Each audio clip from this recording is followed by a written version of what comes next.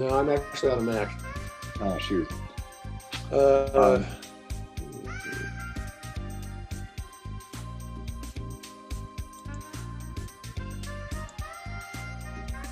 Under the meeting pull down, there's an inner full screen which toggles back and forth. And once I did either escape on it from a PC, if you're just in the window looking at the full screen, if you escape from that window, it's going to bounce it back down to a smaller size. And then once you've done that, it seems to retain that setting. Under the meeting pull down, there's okay, thank you. I'll try it. Which toggles back and forth. And once I did either escape on it from a PC, if you're just in the window looking at the full screen, if you escape from that window, it's going to bounce it back down to a smaller size. And then once you've done that, it seems to retain that setting. Under the meeting pull down, there's okay, thank you. I'll try it. Which toggles back and forth. And once I did either escape on it from a PC, if you're just in the window looking at the full screen, if you escape from that window, it's going to bounce it back down to a smaller size. And then once you've done that, it seems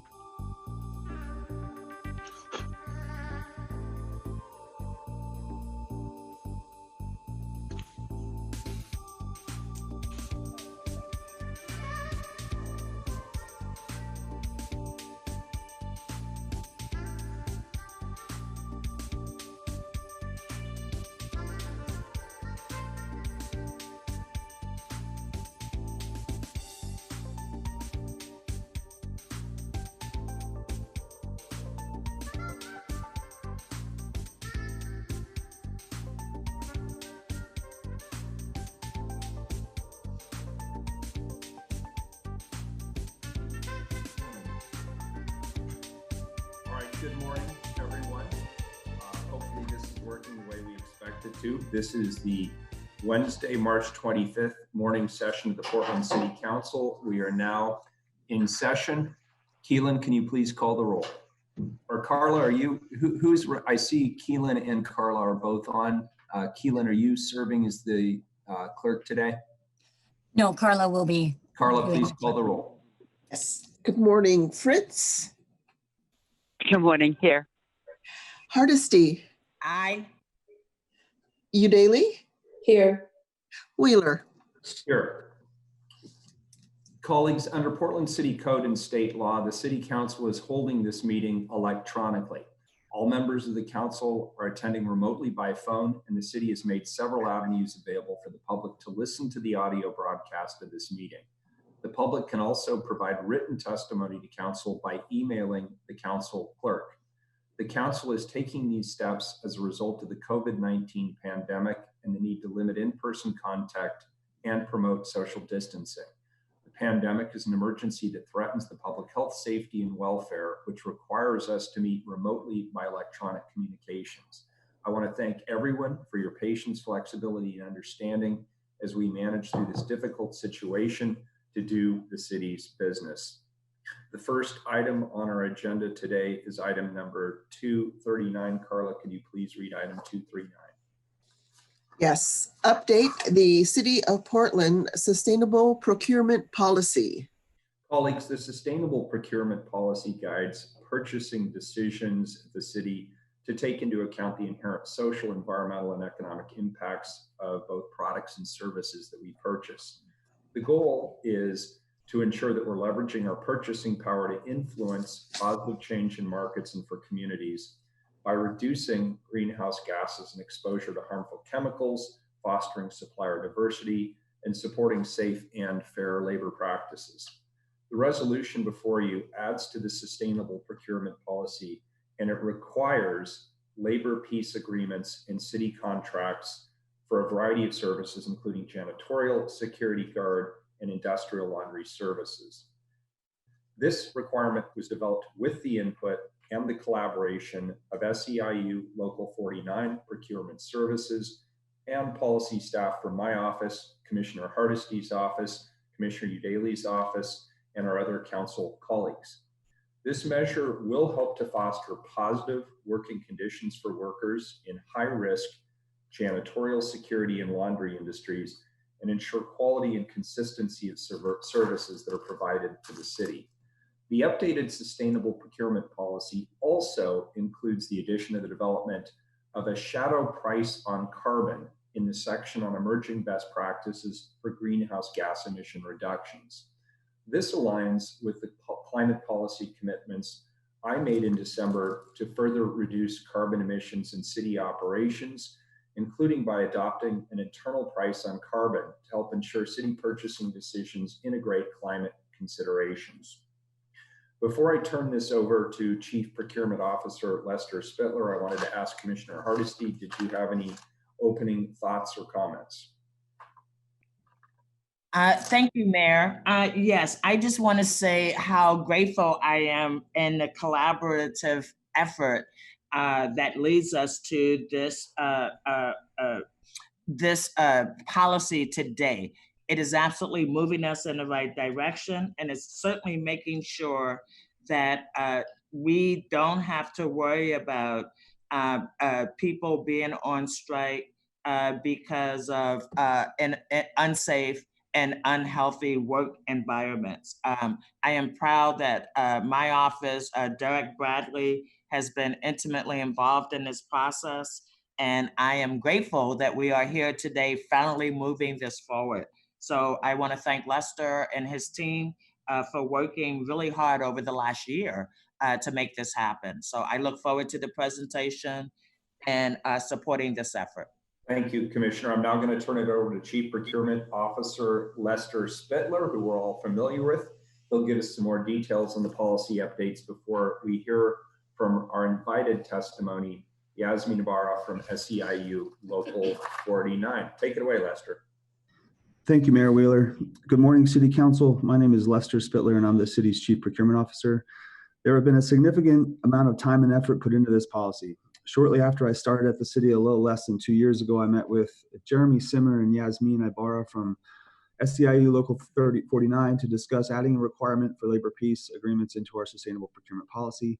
At that time, we didn't know enough about it, so we agreed to work with them to include language to address labor best practices, including employee retention, just cause and progressive discipline, and disclosure regarding vendor compliance with occupational health and safety, wage and hour, and similar employment laws. That language was included in the policy update in 2018.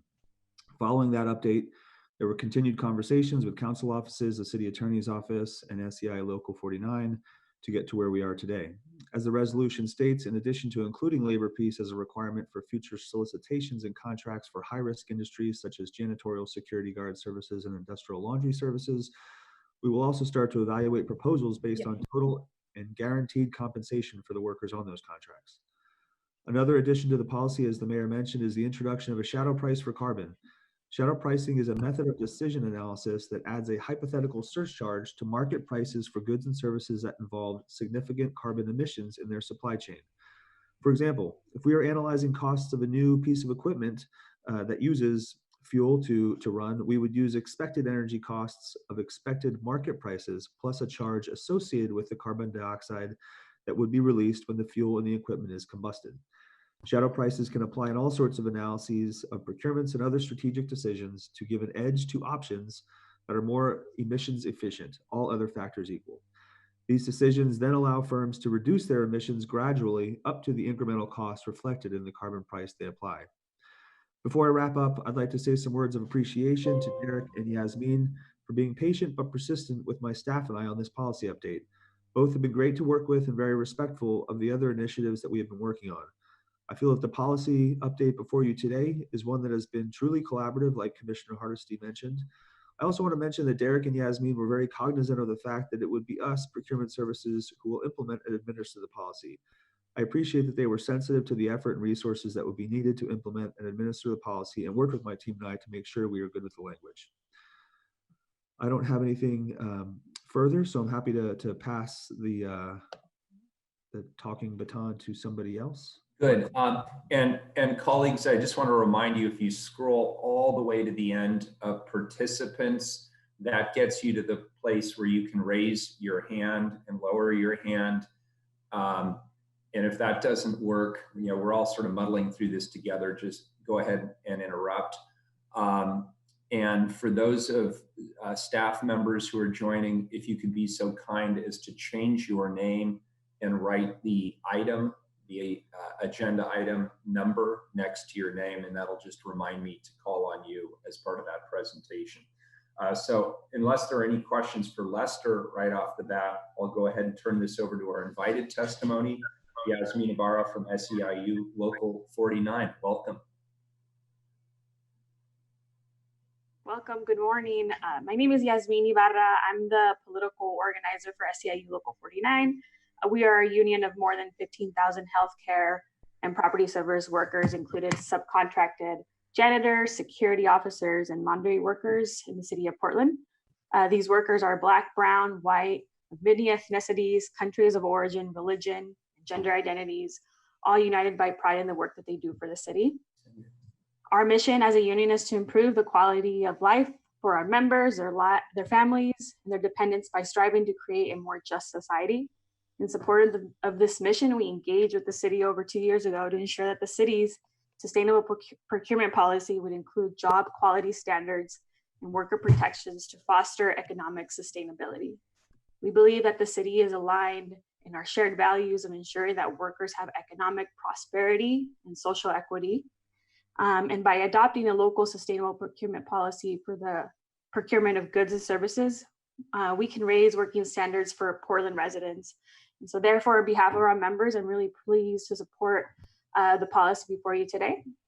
As stated in the resolution, the city has interest as an entity contracting for services in high-risk industries such as janitorial, security, and industrial laundry, that workers are safe, well compensated, and have adequate benefits, as workers in these industries are particularly vulnerable to poverty wages, wage theft, sexual assault in the workplace, increased risk of safety and health hazards, retaliation for asserting their rights on the job, and other work-related problems. These issues present clear threats to workers, but can also threaten to disrupt the city's ability to have continuous and uninterrupted services. The proposed policy does 3 things to protect the city's interests and workers' well-being. First, it fosters labor peace, requiring companies that provide services to the city to make an affirmative commitment to a bona fide dispute resolution mechanism. Secondly, it requires employee retention, meaning that when the city chooses to switch from one service contractor to another, the incoming service contractor will retrain qualified employees to keep doing their work rather than pushing them out. Thirdly, it requires procurement decisions to evaluate the total compensation employers guarantee to workers, rather than benefits that may be offered yet not affordable to workers. These are all important tools that, when implemented, can avoid labor management conflicts and disruption to services provided to the city and its residents, and improve quality for the workers who provide services in the city. The current crisis surrounding the global spread of COVID-19 highlights the dire importance of strong employment protections for frontline workers such as janitors, security officers, and laundry workers. While the public has been ordered to shelter in our homes, these workers continue to show up to work every day, leaving behind anxious loved ones and family members, to ensure that our public buildings are clean and secure, and that our linens and uniforms have been properly sterilized. We view the city's proposed sustainable procurement policy that includes vital worker protections as an important component of the larger governmental response to the outbreak of this virus. It could also set us in a better course towards supporting working families and helping the community weather this time of such uncertainty. As we face the evolving changes of our current moment, we stand with the city of Portland in supporting this policy. I'd also like to give a special shout out to Derek Bradley, Lester Spittler, Stacy Foreman, Jamie Duhamel, Jamie Dunphy, and Amanda Watson, who, like everyone has mentioned, was really thoughtful and considerate of the work that we were doing together. Thank you. Great, thank you, Yasmin. We appreciate that very much, and thanks to you and your colleagues for your hard work on this. We appreciate it, and thank you for that presentation. All right, colleagues, is there any further question or discussions? Questions for Lester, questions for Yasmin, questions for anybody else? I don't see anybody's hand raised. Last call. Any questions? And just a reminder, we as council members have received public testimony over the course of the week on all of the agenda items. And so I would refer you to any emails that you've received through the council clerk or directly as public testimony. With that, Carla, please call the roll on the resolution. Fritz, It really is significant that this is one of the first things that we're doing after the COVID-19 crisis has really escalated. And as Yasmin mentioned, I really appreciate all of the staff who are providing basic services in our buildings. This is actually one of those things I thought we'd already done some of these measures. And I appreciate Commissioner Udaly when she came into office looking into this, Commissioner Hardesty helping to get it over the finish line. And it's also very important that we're also doing the carbon piece to this policy, that even though we have a short-term crisis, we also have a long-term crisis that we're all facing. And so putting in place the carbon offset, I think is really meaningful. So thanks to Mayor Wheeler, Commissioner Hardesty, Lester Spittler, Service Employees Union, Local 49, and everybody who's worked on this. Aye. Hardesty. I just want to, again, really appreciate this real big collaboration. And as Commissioner Fritz just said, after we get to the other side of the crisis we're currently in, it is really important that the city of Portland is a model of living our values. I want to appreciate SEIU, all the other officers that put a whole lot of energy and effort into coming up with this agreement. This is good for workers. This is good for the city of Portland, and I am proud to vote aye. Udaly. Well, thank you, Commissioner Fritz, for the reminder. Now I do remember this goes way back, and at the beginning of this conversation about sustainability, I'm sorry, just a moment.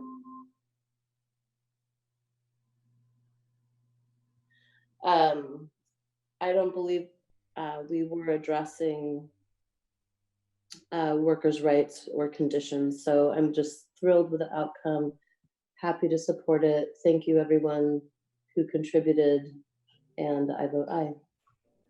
Wheeler. Yeah, this is a good collaboration. Thank you, colleagues. Thank you, Procurement Services, SEIU Local 49. All the commissioner staffs worked super hard on this. Great job. I vote aye. The resolution is adopted. Carla, could you move to the regular agenda, read item 240, please? Proclaim March 31, 2020 to be Transgender Day of Visibility. Good morning to all. I want to take just a couple of minutes out of our day to recognize something that unfortunately often goes unrecognized. March 31st is Transgender Day of Visibility, or TDAV. We were planning to have a big celebration together in City Council chambers. I was looking forward to that, but this has been mitigated by the COVID-19 crisis and social distancing, of course. It's still an important and much needed day meant to empower the beautiful and growing transgender community that we embrace and to give them a platform that's often denied to them. These are rough, scary, and unprecedented times. There's no denying that. And COVID-19 is a roadblock to making progress towards addressing some of the transgender community's issues. But I know that we'll get through this together as a Portland community.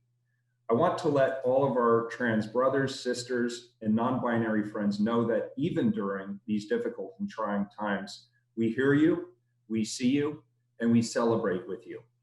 There are folks I want to thank in particular who put a lot of themselves into an event that unfortunately didn't go quite as planned. To Mickey Gillette at Basic Rights Oregon, Aaron Waters from the Trans Health Coalition, Alexis Woods from Bradley Angle, our friends at SMRC, Neely and her team at Outside the Frame, Amir from Transpose PDX, the LGBTQ and Friends Affinity Group, the Happy Lucky Team, and others. My own staff members, Sarah F. Allen, Aja Blair, and my office's LGBTQ community liaison, Matthew Palmer, thank you all. And hopefully when things start to get back to some semblance of normalcy, we'll get to have that teed up celebration in council chambers that you'd all hoped for. Council, are there any comments you'd like to add before I read the proclamation?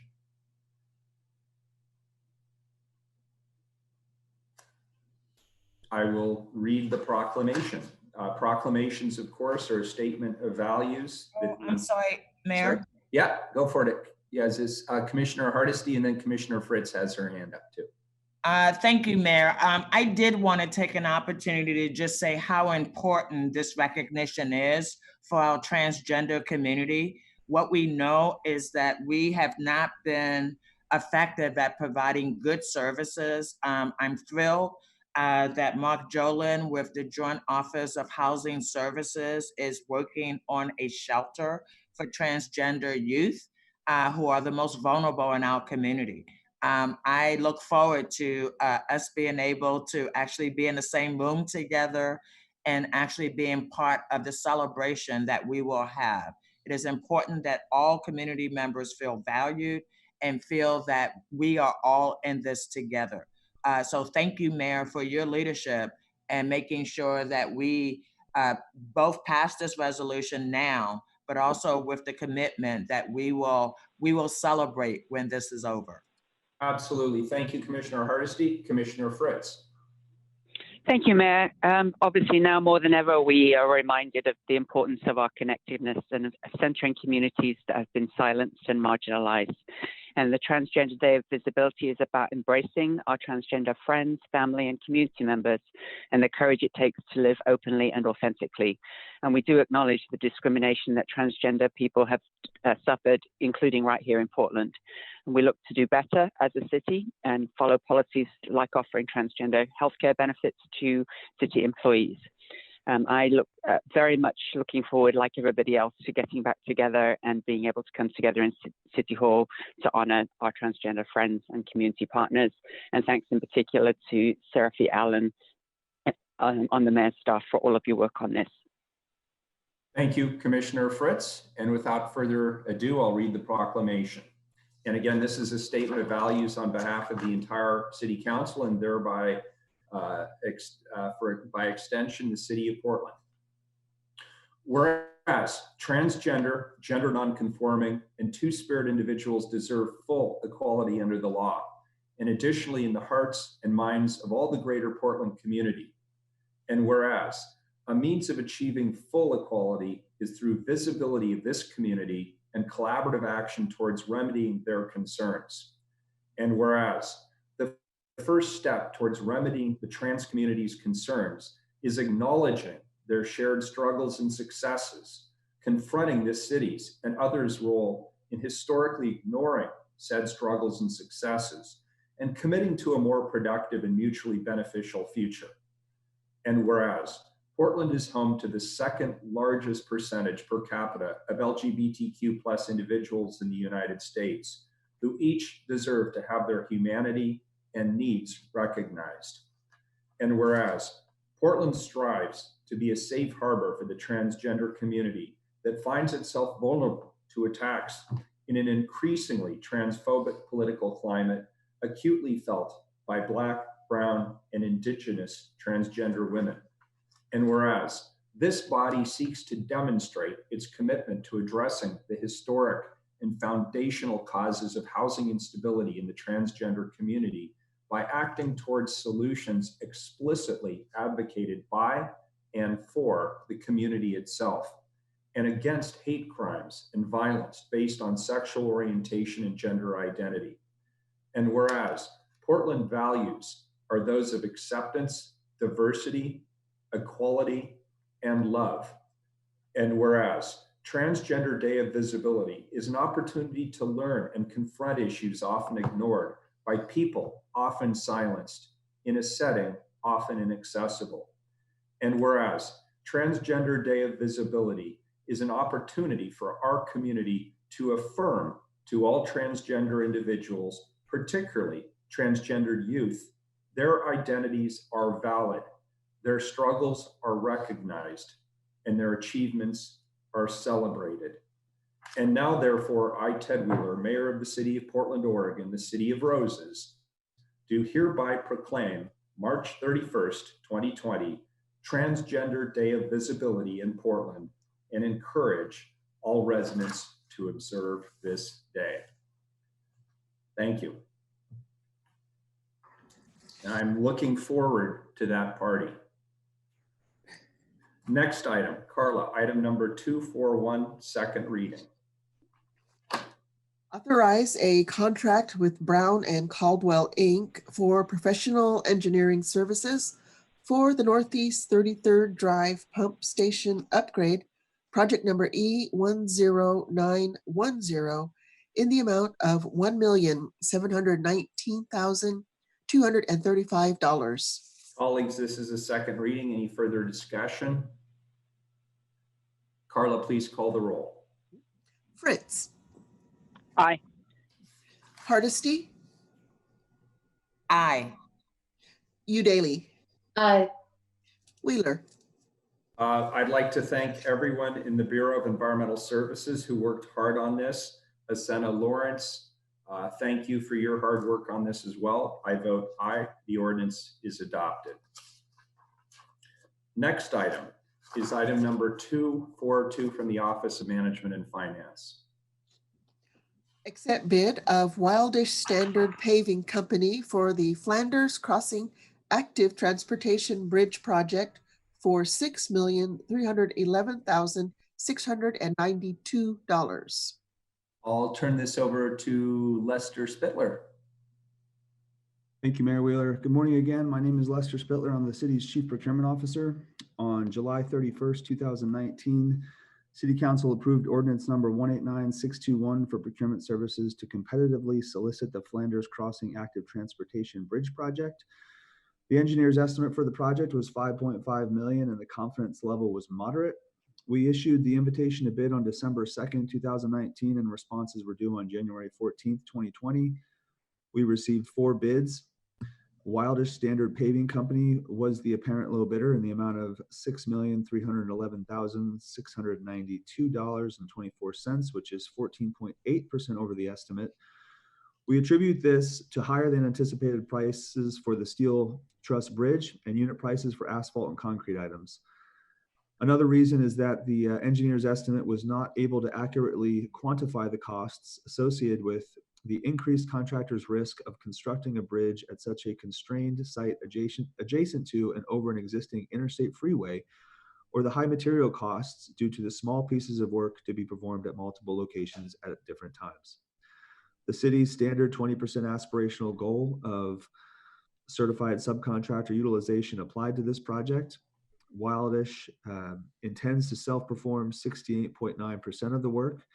They've identified 14.68% to go to co-bid certified subcontractors and 16.38% for non-certified subcontractor utilization. Although Wildish is not meeting the 20% goal, we reviewed their good faith efforts to obtain certified subcontractors. And after reviewing those efforts, we have determined that they did meet the requirements and expectations for a good faith effort. To provide more information on their efforts, Wildish was on target to meet and exceed the 20% goal during its initial estimating process. But a certified subcontractor withdrew their $2 million bid because they are too busy to perform the work. The subcontractor happens to be one of few certified subcontractors to be able to perform work on a steel bridge. So following that withdrawal, Wildish was at 8.8% of participation. And while they did not meet the 20% goal, they submitted documentation that substantiates that have made exceptional good faith efforts to increase their percentage from 8.8 to 14.68. And also throughout the term of the project, as scopes of work come up that they can't self-perform, our compliance staff will be sure to work with them to identify certified subcontractors that can perform any work that comes up. Wildish Standard Paving Company is located in Eugene, Oregon, and is not a state certified subcontractor. They have a current City of Portland business tax registration and are in full compliance with all of the city's contracting requirements. If there are any questions, I'm happy to address them. If not, my recommendation is that council accept this report and authorize execution of the contract with Wildish Standard Paving Company. Lester, Commissioner Fritz and then Commissioner Hardesty have questions. Commissioner Fritz. Thank you, Mary, and thank you, Lester, for your presentation. You used the term COVID. Could you, and it sounds very much like COVID, so could you tell people at home what COVID stands for? That's a great point. As soon as I said it, I realized. So COVID is an acronym that stands for the State Certification Office of Business Inclusion and Diversity. For the foreseeable future, we might want to just say that rather than using the acronym. I'm wondering, you said that the certified subcontractor was too busy. Is there an opportunity to go back and ask them if all of the work that they were going to be doing, they're still planning to do? Yeah, that's a great point. We definitely should. I believe it's the subcontractor that happens to be working on the PBOT project, the Sullivan's Gulch, the pedestrian and bicycle bridge that goes across I-84. We can definitely go back to Wildish. If any of their subcontractors have dropped out, increase that percent. That's a good point. Thank you. Might even be some interruptions in the supply chain. So actually my question then is, can Wildish take any opportunity? Are they allowed to change what they've done if it improves the representation of minority businesses? By accepting this report, we're not locking them into what they're saying they're doing today, other than that this is the minimum. Is that correct? That's correct. Yeah. So when they're submitting their bid, they're obviously contacting as many subcontractors as possible. It's a race to the lowest price because it's a low bid. And so with their subcontracting plan, that is, based on their outreach efforts at that point. But once the construction starts and things, obviously change a little bit here and there, and subcontractors drop out and others emerge, and there's new opportunities. We are working very closely with contractors throughout the term of the project to increase that as high as possible throughout the project life cycle. So yeah, we're not limiting their ability to achieve a higher percentage by accepting this report. Thank you very much. Commissioner Hardesty. Thank you, Mayor, and thank you, Lester. Commissioner Fritz asked most of my questions, but I guess I have one additional one in that same theme. And my question is, I suspect that as these construction projects start, the universe would have changed radically. So one question is, how many contracts has this prime contractor had previously with the city of Portland? I don't know the exact number, but I know that they've had a handful. I know that they have bid on a lot of PBOT projects in the past, 3 to 5 years. So they are a vendor that's familiar with the city, and they have done business with us. And so I would hope that anytime a prime contractor is submitting a bid, that we are reviewing what their past history has been in achieving our aspirational goals. And that we could work more closely with them to help them identify additional subcontractors so that we reach the goal that we've set. I appreciate that we're at 14, but the goal is 20. And I am concerned that we consistently approve proposals that are woefully inadequate as it relates to the goals that we've set. So I appreciate the questions that Commissioner Fritz asked. But I would hope that we would be more proactive rather than reactive to what the prime contractor has recommended. Thank you. Very good. Any further questions from any of my colleagues? Seeing none, I will entertain a motion to accept the report. So moved. So moved.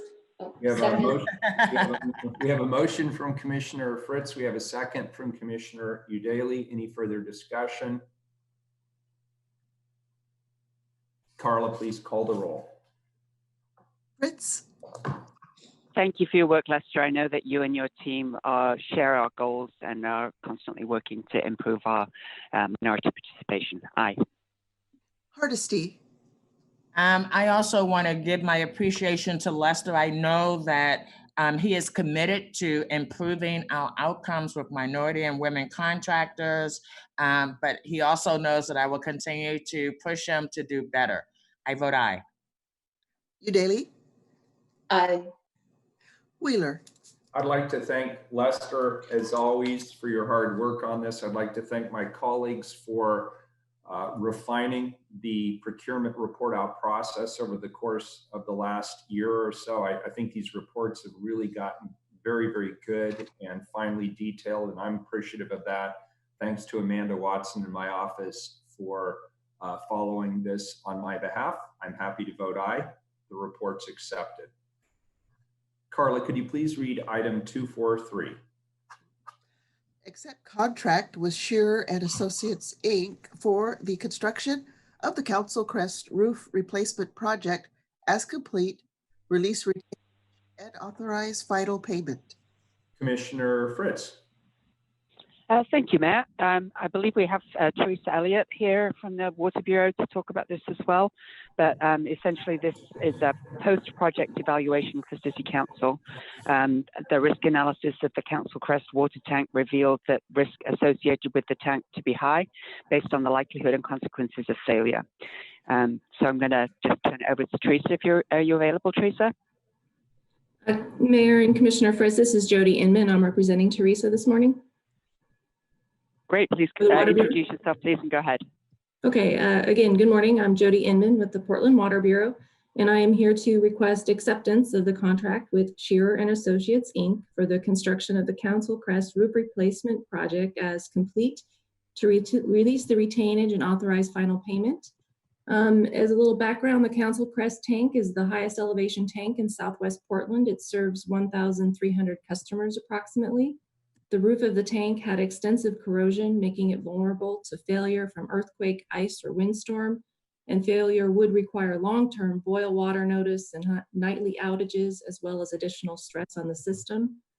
The scope of the project was to replace the steel roof with an aluminum roof, increase the height of the tank walls by 2.5 feet to improve seismic performance, install a new ladder, fall protection equipment, platform, hatches, and railings for worker safety, install a cathodic protection system to prevent corrosion inside the tank, and repaint the entire tank wall exterior. During construction, it was discovered that a portion of the interior was in very poor condition and also required removal and replacement, and this was added to the scope. There was significant public involvement included prior to and during the construction of the project, including email notification to Friends of Markham Nature Park, Southwest Hills Residential League, Bike Portland, 4T Trail Run Walk Hike. There was a type 2 land use review notice that was sent out. Non-park use permit was obtained to adjacent properties. It was posted on the Bureau webpage, and there was informational signage at the park. The construction contract was solicited through a low bid process. Shearer and Associates, Inc. was the selected contractor, and on May 31st, 2017, City Council approved the City Procurement Officer's recommendation to award the contract to Shearer and Associates, Inc. The original contract amount was $996,247.80. 2 change orders were executed for the construction contract. Change order number 1 added $159,828 to the project for removal and recoating of the poor condition interior lining, some additional engineering analysis, and a change to the overflow piping. It also added 24 days to complete the additional work. Change order number 2 actually resulted in a reduction by reconciling bid items to actuals, and it added an additional 24 days for completion. The overall increase in the contract was $87,223, bringing the revised contract to $1,083,470, which is 8.76% higher than the original amount. The equity goals for the project, which is the COBID, or Certification Office for Business Inclusion and Diversity goals, was the aspirational goal of 20%. The COVID participation for the contract was $55,611, or 9.1% of the subcontractor dollars. The COVID participation did not meet the aspirational goals. The prime performed 44% of the work, with 4 specialty subs that actually performed about 48% of the work. The specialty subs included firms T. Bailey and Purcell that were performing the specialty coatings, the scaffolding firm of Safeway, and an at-height firm of Ascent. So all fairly specific and unique specialties. The original engineer's estimate for the contract action was $550,000, and as stated above, the final contract was $1,083,470,000. The confidence level for the total project was identified to be high. The total project estimate was $1.3 million, and the total final project cost is approximately $1.883 million. And that concludes my presentation. I'm happy to answer any questions. Thank you, Jody. Any questions?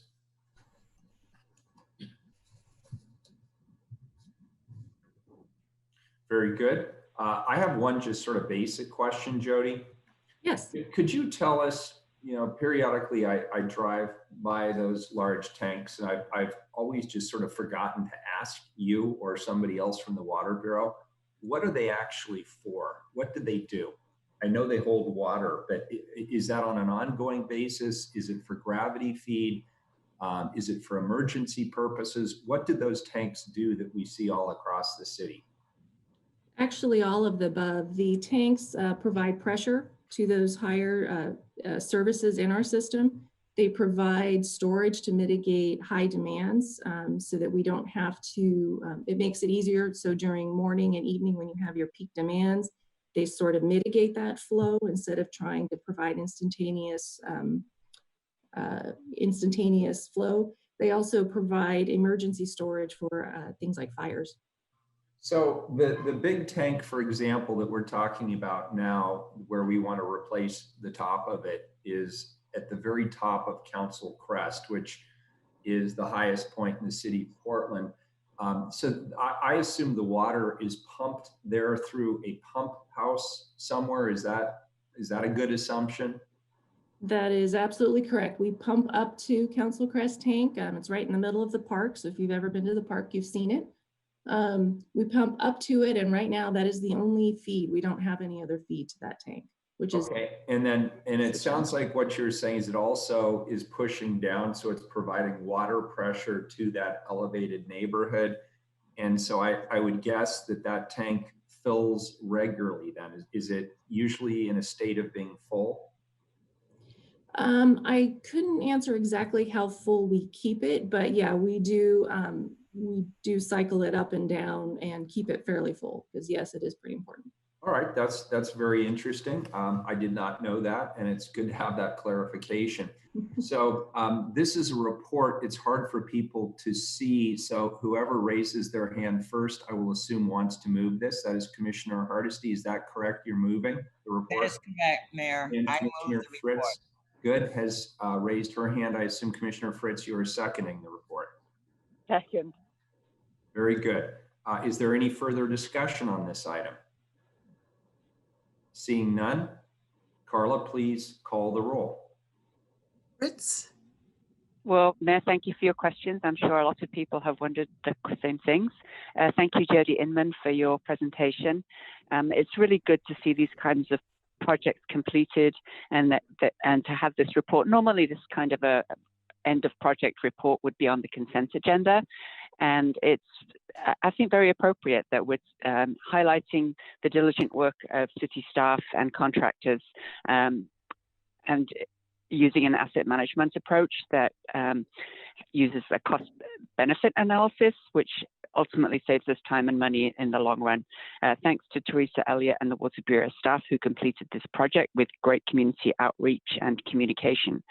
And I also want to note that this project benefited from Mayor Wheeler's reassignment of my portfolio between parks and water, because I was able to get that non-parks use agreement negotiated, having gone from one bureau to the other, and my staff were instrumental in that. So thanks to Tim Crail on my staff and everybody who's been involved in this project. Aye.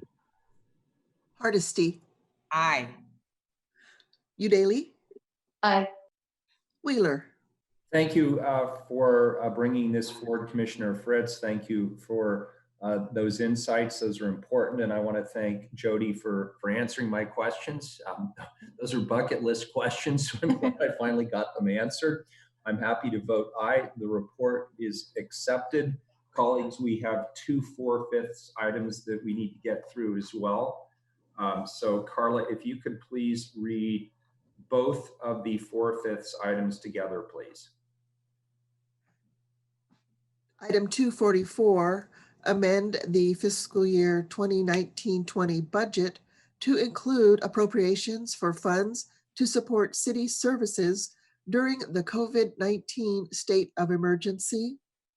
And item 245, authorize a letter of agreement between the city and the following city unions: the District Council of Trade Unions, comprised of AFSCME Local 189, IBEW Local 48, Machinists and Aerospace Workers, District Lodge 24, Auto Mechanics, District Lodge 24, Operating Engineers, Local 701, Plumbers, Local 290, Painters and Allied Trades, District Council 5, Labor's International Union of North America, Local 483, and Professional Technical Employees, Local 17, to establish a temporary agreement during the COVID-19 state of emergency. Thank you, Carla. Colleagues, thank you. This COVID-19 crisis obviously is unprecedented, and our response has also been unprecedented. I'm very proud of the work that the city has done so far. We've stood up our Emergency Coordination Center and built new emergency response structures that are appropriate for a pandemic. We've prioritized Portland tenants and small businesses and ensured their resiliency and recovery from this crisis with our resources and our focus. We are successfully pushing for aggressive statewide action to slow the spread of this virus. We have coordinated with our county, state, and federal partners to make sure we're pulling every lever to get critical needs in the community addressed. And most of all, we've come together as colleagues and as a city and as a community. I have a refrain that you've probably heard me using in the last couple of days. Your health and your safety depends on me. My health and safety depends on you. Portlanders understand this, and we're all taking care of each other, and I want to thank the people of this city for that. Today, we have these two emergency items before us. The first funds the initial emergency incident budget for COVID-19 response work, transferring $3 million from contingency and other reserves. This fund supports the emergency needs that cannot be absorbed within existing budgets. Within that is $1 million that will be pushed out through the Economic Impact Task Force work focused on small businesses that felt the economic impact of this crisis first. They're reeling and they need our help. It also approves reallocating just over $1 million in Portland Housing Bureau resources to support emergency household support. The second is a letter of agreement with our labor partners. It recognizes the dynamic and evolving nature of this crisis, and I believe it will help us to continue to work together as this pandemic impacts the city in both the short term and the longer term. There's a lot of people that I want to thank, and I'll probably accidentally leave some people out, but I want to particularly thank Carly Edwards, Commissioner Hardesty's Chief of Staff, and Kathy Bless, our Interim Human Resources Director, for their great work on this. It's a very thoughtful product, and it was done in an exceptionally compressed amount of time. This virus, this pandemic, is going to take an enormous toll on the world. We know from a public health and from a social and an economic perspective. We know that the city of Portland won't be immune from this reality. And so every part of the city's budget and operation will be affected. And this will impact our workforce in ways that we understand and in ways that we haven't yet imagined. As we grapple with these very hard questions, we're guided by these core values. First of all, we know that we must minimize the damage of this virus. We also know that we must take care of our employees the best we can, recognizing that there is increased and unavoidable risk, and will provide increased care.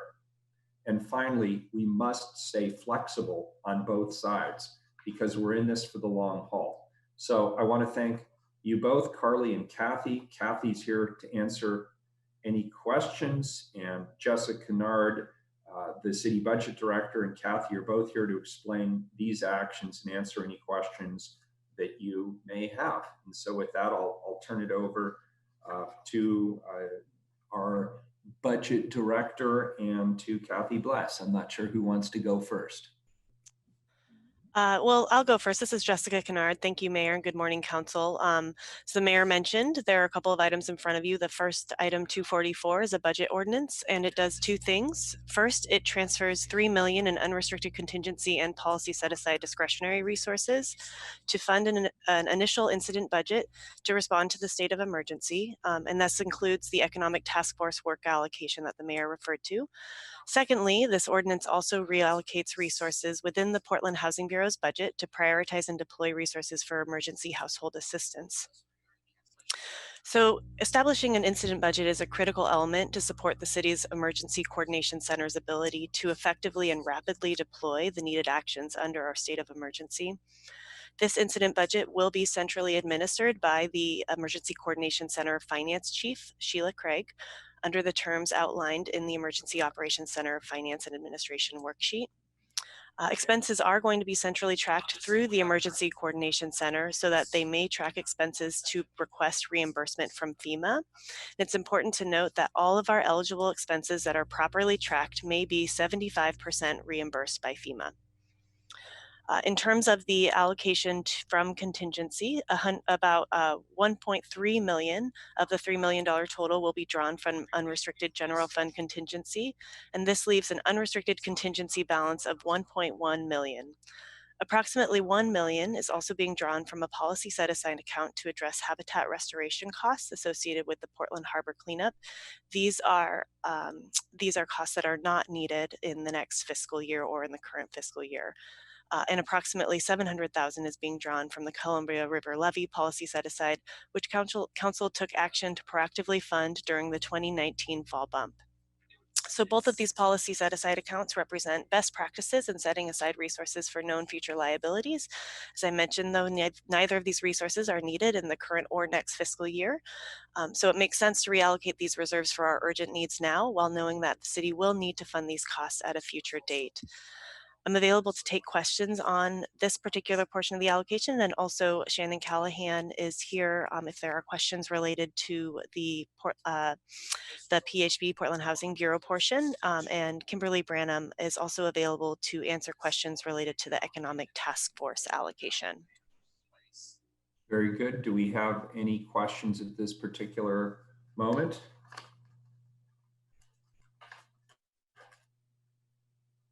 All right, I'm not, oh wait, we do. Sorry, Commissioner Fritz, then Commissioner Hardesty. Commissioner Fritz, go ahead.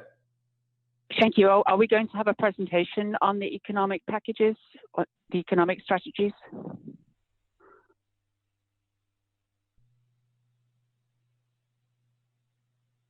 I believe that Kimberly has some information that she is able to share related to the allocation. Kimberly, are you on the line? I am, yes, thank you. I'm happy to just provide some context here. One moment, Kimberly, before you do so, could we ask everybody else to please mute? We're hearing a lot of noise coming through on our end here. Go ahead, Kimberly. Good morning, Mayor Wheeler and commissioners. I am pleased to be able to talk about the Portland Small Business Relief Fund, and I'm joined by Tori Campbell, our Economic Development Director, who is also here and available to answer any questions. I want to start just by thanking each of you for your guidance and leadership as we've developed and refined this proposal over the last week. So as our colleagues engage in the essential steps to protect our public health, as you're aware, we've been working diligently to develop and refine economic stabilization interventions with our partners. Our first priority, if allocated, the initial $1 million of city general funds would be available to support Portland small businesses experiencing hardship as a result of these crucial public health interventions in the form of emergency relief grants. The goal of the fund is to help provide interim relief to businesses and enable them to retain their businesses and employees. We think of this as something of a stopgap measure, understanding that the federal government and state also have resources that will be coming in the next months ahead.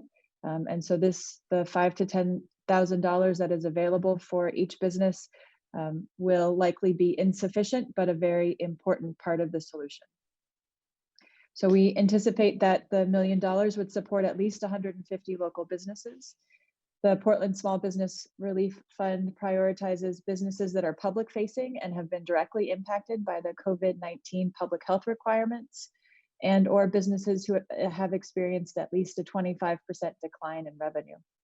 It also prioritizes businesses owned by Black, Indigenous, Asian Pacific Islander, and people of color and women, businesses for whom resources will help them stay in business, and businesses who continue to pay employees and or continue to provide their employees health care and other insurance while they are furloughed.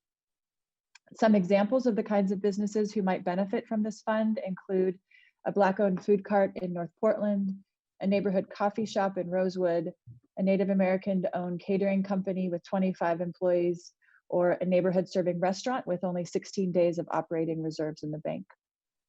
Using these equity and vulnerability criteria, Prosper Portland would manage the application and selection process for these emergency relief grants.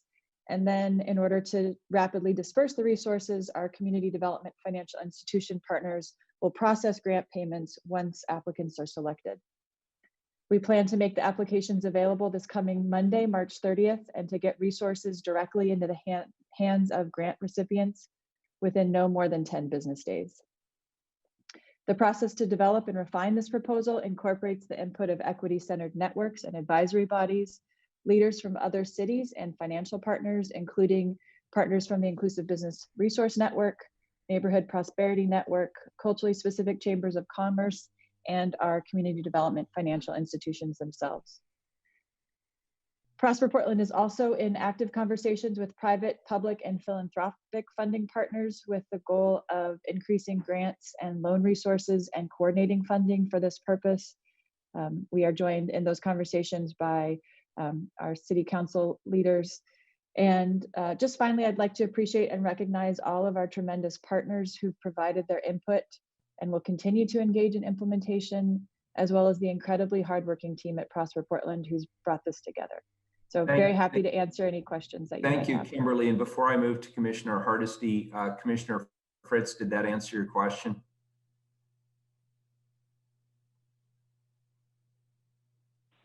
Thank you. Yes, it did. All right, great. Commissioner Hardesty. Thank you. I only wanted to say just how impressed I am with the work that Prosper Portland has been able to pull together over this time. And I wanted to share with my colleagues that this is just one small piece. We are also talking to banks about them investing in small businesses. And so everything's moving at the speed of light. But I am very proud of the work that that Kimberly and her team has done to come up with this proposal. And so I just want to say thank you. Thank you, Commissioner Hardesty, for that. And Kathy Bless, did you also have some comments? Yes, I do. Thank you. Thank you so much, Mayor Wheeler and Commissioners. Again, this is Kathy Bless, Chief Human Resource Officer for City of Portland.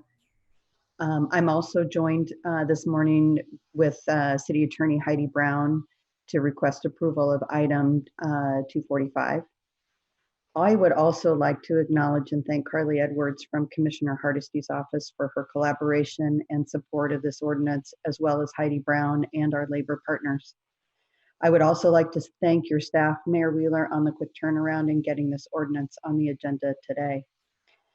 As we work to reduce the spread or possibility of spread of COVID-19 to all city employees, we acknowledge the state of emergency may create operational impacts to city business that requires employees to be flexible with their work assignments or work site locations. This ordinance provides agreement around safety concerns and personal protective equipment, vacation cap limits and carryover, and a number of COVID-related employee leave provisions. Thank you for your consideration of this ordinance. Both Heidi and I are available to answer any questions that you may have. Great. Any questions? All right. With that, we have two items. We will need to vote on both of these items separately. So we'll start with item number 244. This is the budget amendment. Any further discussion on this item? Commissioner Hardesty, did you have a question? No, sorry, Mayor. I moved too soon. No worries. No worries. Shows you're paying attention. Carla, please call the roll on ordinance 244. Fritz. So just as a reality check, the state of emergency was announced on the 12th of March, and here it is the 25th. So it's only 13 days later, and our staff have put together this amazing package. And I know that small businesses in particular have been extremely anxious about looking after their employees, paying their bills, etc. And there are a whole suite of strategies that Prosper Portland has worked out that will be unveiled in the next several days for discussion. So it's just amazing work that's been done by the team, and I very much appreciate how everybody's been pulling together, especially when we've been doing it all remotely. Thank you, Commissioner Hardesty, as the President of the Council, representing Commissioner Udaley and me in the discussions. Obviously, we can't have meetings with with a quorum. And so Commissioner Hardesty, has, as the President of the Council, has been doing amazing work with Mayor Wheeler. And Mayor Wheeler, just outstanding work over the past 13 days in coordinating with the state, in looking at all of these strategies and for getting these emergency funding mechanisms on today's agenda. So just to recap what we heard, that there will be grants, that the applications will be open on March 30th for $5,000 to $10,000, and they expect to get them out within 10 business days. I also particularly appreciate Dr. Markeisha Smith and her participation in the task force, and the fact that Prosper, the city, everybody is thinking who are the most disadvantaged in our community, and how can we prioritize getting support for them. I would venture to suggest that that hasn't happened in any previous crisis, and it's a testament to the work that the staff in the Office of Equity and Human Rights have been doing over the past 9 years. Is it 9 years? No, not quite. You know, we have come a long way. We have a long way still to go, and the measure of how we're doing is how well we do in this crisis. So thanks to everybody, and I'm happy to vote aye. Hardesty? Thank you, Commissioner Fritz, for those kind words. And I want to also echo the strong leadership that Mayor Wheeler has provided through this crisis, and the extremely hard work that Kimberly Brownham and her team has put in. It has been remarkable to see how thoughtful folks can be in the midst of a crisis where everything is moving at the speed. I also want to appreciate us walking our talk. We talk a lot about frontline communities. We talk a lot about centering equity. And I was thrilled to know that the first resources we sent out the door were in support of businesses in the J District who have been economically devastated over the last 2 months. And so I am very proud to be part of this council. I am very proud that we are being thoughtful and leading with our values. And I am very proud to vote aye. Udaley. Well, I just want to thank everyone for their hard work on this. Community members and in particular business owners and workers are extremely fearful of the longer term impacts of this crisis, and anything we can do to let them know that we're taking action is very helpful. I want to thank Andres Oswald from my office for sitting in on these phone calls so that we don't have an issue with quorum, and just mention that I'm following them closely as the liaison to Venture Portland and also a former small business owner. I'm particularly concerned about retail, restaurant, event venues, and our arts community. just that they have a voice in this conversation as well. So I appreciate what you've done to include them, and I vote aye. Wheeler. I'd like to second all the good thoughts people have said. I feel very, very positive about the way that this council has comported itself thus far during the crisis. The city bureaus have pulled together and they've been thoughtful, direct, and innovative in their approach. Commissioner Udaley just said something that really strikes home with me. And first of all, Commissioner, I want to applaud you, giving your perspective as a former small business owner and operator. I know that's been indispensable through these discussions, and your role as the liaison to Venture Portland has been important to us throughout this process. But what really strikes home is what you just said about protecting restaurants, food culture, the arts community, those who are more broadly engaged in the cultural aspects of our community, small business owners and operators, maker spaces, and the like. These are the very things that make Portland, Portland. When we think about the Portland economy, these are the types of businesses that define us. And they are at the highest risk during this crisis. It starts as a public health crisis, of course, but there's no question that it's also becoming a social and an economic crisis. And Director Branham, I want to thank you for your strong leadership during this time, bringing together your team and our teams and nearly 100 different types of business owners and operators, large and small, as well as representatives and employees, to figure out how to best both weather this storm and how to rebuild from it when the storm passes. And Director Kennard, I want to thank you as always. You're something of the angel of death during these times in terms of bringing us hard, cold realities about what resources we have available. But you and your team have also been incredibly thoughtful and innovative in terms of helping guide us towards what resources we do have available to help get through this storm. And I want to acknowledge the great work that you and your team have done as well. So I'm happy to vote aye on this ordinance. Item number 244 is adopted. To item 245, Carla, if there's no further business, could you call the roll? Fritz.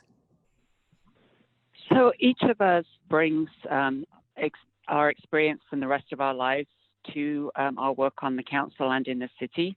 I kind of kicked into my 27 years of working in hospitals as soon as the state of emergency was announced, and my staff started working remotely immediately. And I think that I particularly applaud Carly Edwards, Commissioner Hardesty's Chief of Staff, who was able to bring her experience with labor unions to this resolution, to this ordinance that we're adopting.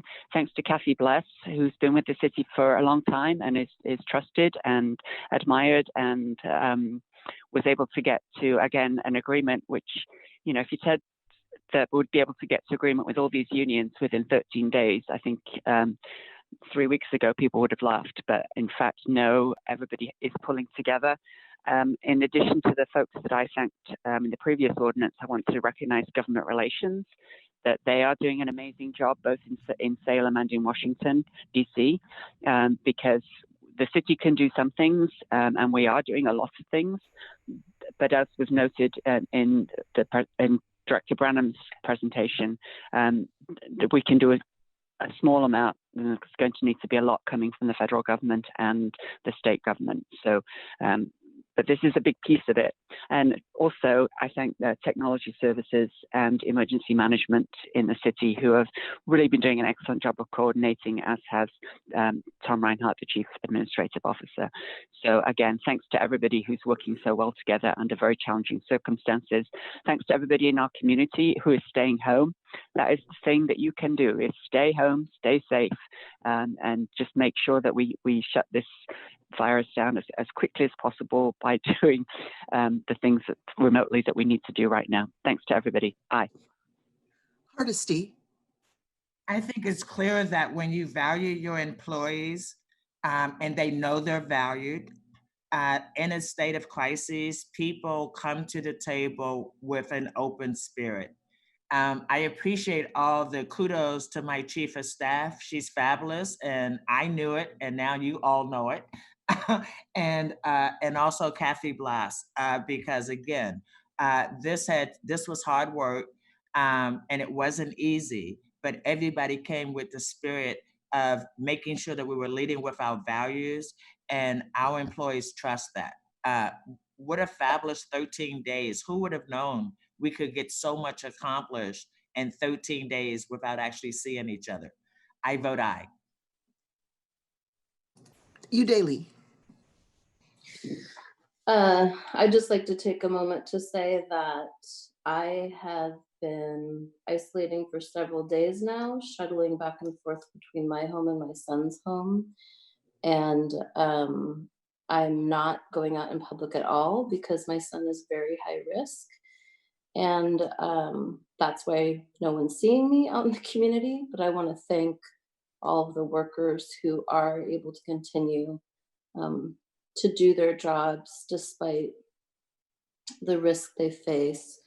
Our systemic failures are clearly on display right now as a country with so many vulnerable workers working under precarious conditions who have no protections and no safety net. And I'm really proud of the city for working with our public employee unions to strike this agreement.